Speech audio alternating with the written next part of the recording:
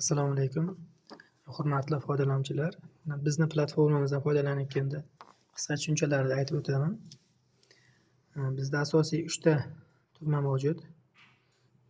Ro'yxatdan o'tish, admin paneliga o'tish va mening tashxislarim degan tugmalarimiz bor.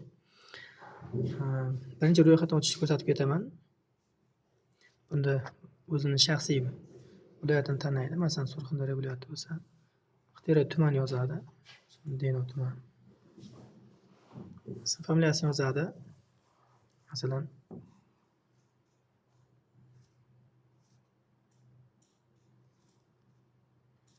Mingliyeva Umida Charoz qizi bo'lsin. Endi mana shuda asosiy narsani tushuntirib ketishim kerak. Login parol degan narsa. Har bitta foydalanuvchiga login parol bitta beriladi. Demak, hech qachon o'sha login parolni unutmaslik kerak bo'ladi. O'shaning uchun o'sha login parolni esdan chiqarmashingiz talab qilinadi. Loginga o'zingizni yoqtirgan, esdan chiqmaydigan so'z bo'lishi kerak. Masalan, olma degan narsani qo'yib qo'ysak bo'ladi. Paroliga esa men 1 2 3 4 5 qo'yaman. Buni mana tugmani bossangiz ko'rinadi, yopiladi. Ro'yxatdan o'tish tugmani bosganingizdan so'ng mana shu saytga muvaffaqiyatli o'tdingiz degan yozuv chiqadi. Keyin mana bu yerga endi biz o'zimizda boya ro'yxatdan o'tgan login parolimizni terishimiz kerak bo'ladi. Olma. Parol esa 1 2 3 4 5. Mana tizimga kirdik. Ana endi biz o'zimizda ya'ni o'zi asl maqsadi mana shu tizimdan ro'yxatdan o'tganimizdan keyin o'sha saraton kasallikka moyilligi va moyil emasligini aniqlovchi dastur ishlab chiqildi. Bundan endi foydalanishni ko'rsatib ketaman.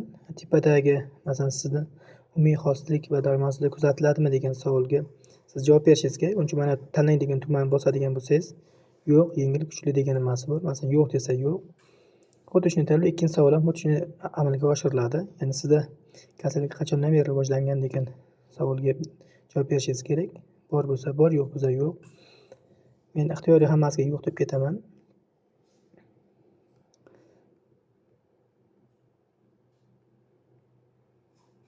Ha, 18 ta parametrimiz bor, ya'ni simptomlarimiz bor. O'sha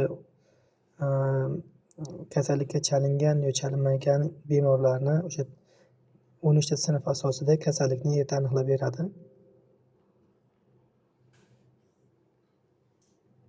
Mana bu yerda tashxis degan tugmani bir marta bossangiz, bizda mana shu doktor xulosasi, tashxis natijalari chiqib keladi. Ya'ni eng yaqin kasallik sut bezi saraton kasalligi kuzatilmagan, ya'ni o'xshashlik 100%. Bu yerda doktorning tavsiyalari bor. Masalan, mana o'qib ketish mumkin.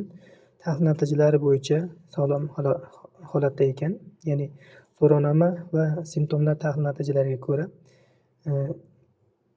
ishtirokchida sut bezi saraton belgilari aniqlanmadi. Demak, o'sha kasallikka chalinmagan. Va oxirida doktorning xulosasi bilan chiqib keladi. Eng oxirdagi tugmani bosadigan bo'lsangiz, mana tashxis tarixini ko'rishingiz mumkin. Ustiga bir marta bosadigan bo'lsangiz, mana o'zingizning shaxsiy nimangizni qaysi sanada, qaysi kasallik bo'yicha